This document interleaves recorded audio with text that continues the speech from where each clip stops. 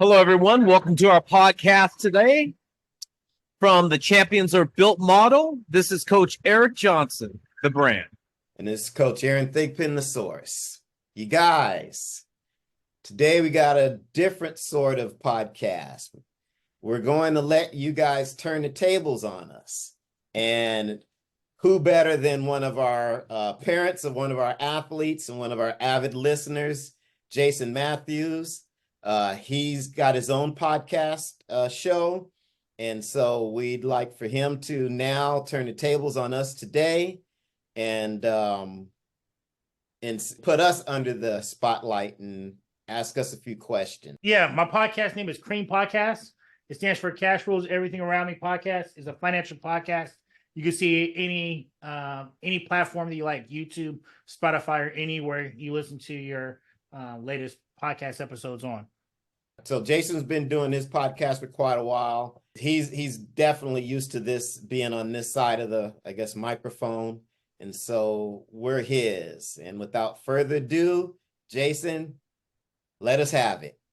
Yeah, I'm glad to be on here. You guys, I always feel like when it comes to speed and explosion in the Bay Area, and I feel like you're like the godfather to everybody right now. And EJ, I always tell everybody, I said, EJ nerded out on baseball, knowing how everything is. How do you guys see the state of Bay Area baseball? You guys been around the Bay Area for a while. You see how it is.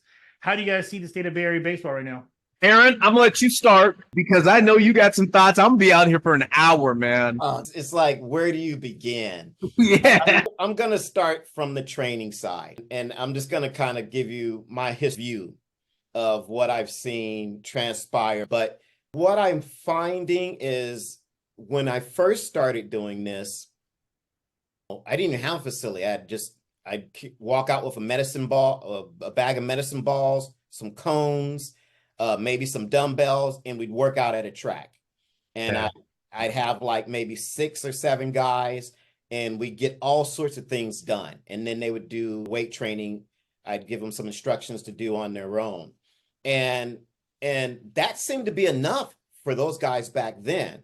I mean, I remember my first 6 or 7 guys that I got from Rob Bruno, 4 or 5 of them were draft picks.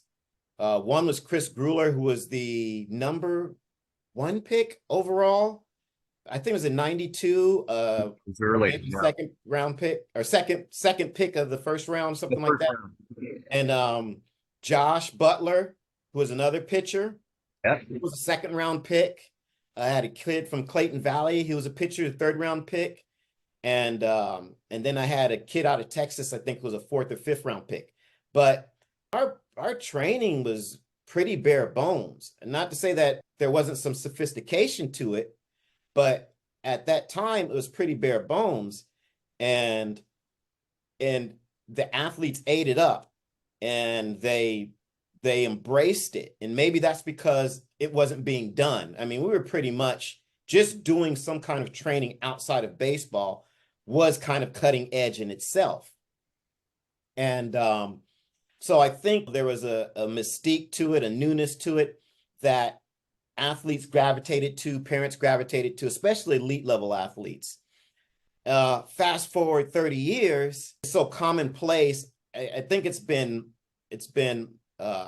commercialized, for lack of a better term. And it's been co-opted by the fitness industry. And so it seems like it's, I guess, watered down in a sense. So a lot of athletes take it for granted because you can see a lot of the accoutrements of performance training anywhere now. You can see a guy on YouTube with some ladders and jumping plyo boxes and this and that. You can go to your 24-hour fitness and see some of the same equipment, same devices. And so I think becomes so commonplace, athletes take it for granted. And it's offered in so many different formats that it's just kind of become a check the box sort of thing. Whereas it was kind of a premium sort of thing that elite athletes did. Now that it's trickled down to the masses, it's kind of got that mass mentality.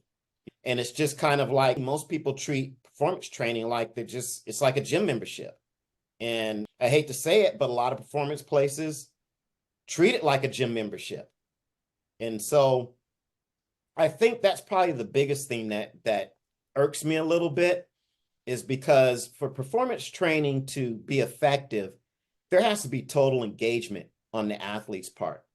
And there has to be a buy-in on the parents' part. And there can't be this transitory sort of relationship you want to have with it. My thing is, you have to commit to it for it to be effective.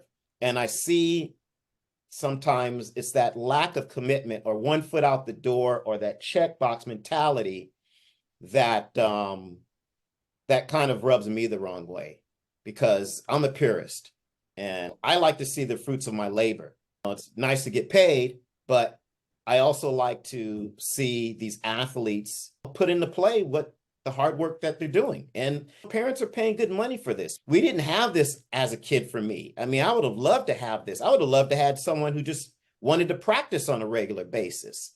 And so when I see kids who don't take practicing to heart, they don't take their training to heart, they don't take the equipment that the parents spend, outfit these kids with $600, $700 worth of equipment, and they leave it laying around, or each year they want a new glove.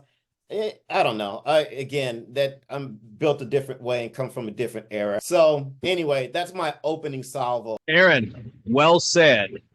You are a purist and I am too.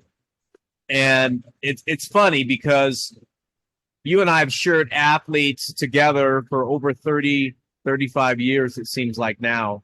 And one thing I've noticed, and you can have said any better, I think athletes used to, on a consistent basis, embrace the training. Now, because of social media, internet training, wherever you want to call it, maybe they don't embrace the training because there are so many cooks in the kitchen, as we can say. And out there, if you want to listen to our podcast, Too Many Cooks in the Kitchen, check that out on Spotify or YouTube.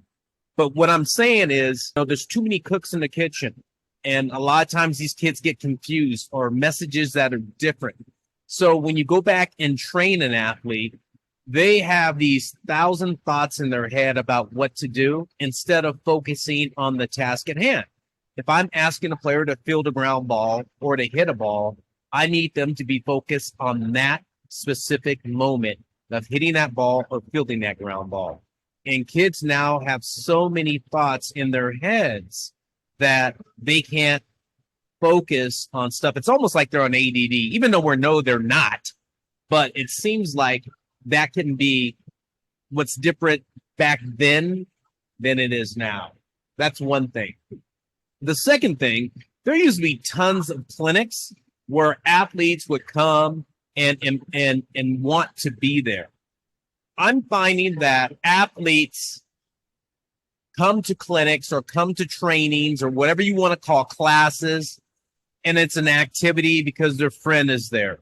Or someone said, you need to go here and this is the best. And when they find out that it's meat and potatoes and it's not flashy and glitzy, then they're turned off by it. And Aaron, you and I know this. There's nothing sexy about training. You come in and you work, you get your work, and it's boring. And you come the next day and you're bored. But what drives you is your competitive spirit. And I think that's one of the things that's lost a little bit.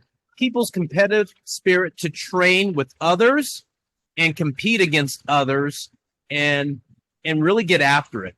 I don't see that as prevalent as I did back then.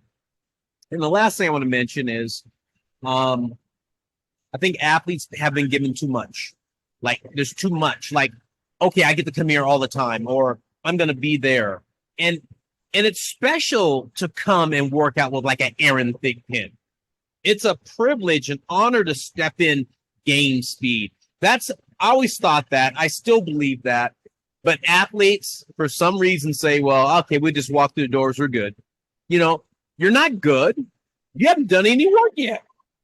So I think athletes are a little bit put back a little bit by that. But I think from now versus 30, 35 years ago, maybe their attitudes have changed because society has changed about how things are looked at. And unfortunately, I think when you get to that elite athlete, that's at 1%, they don't look at it that way.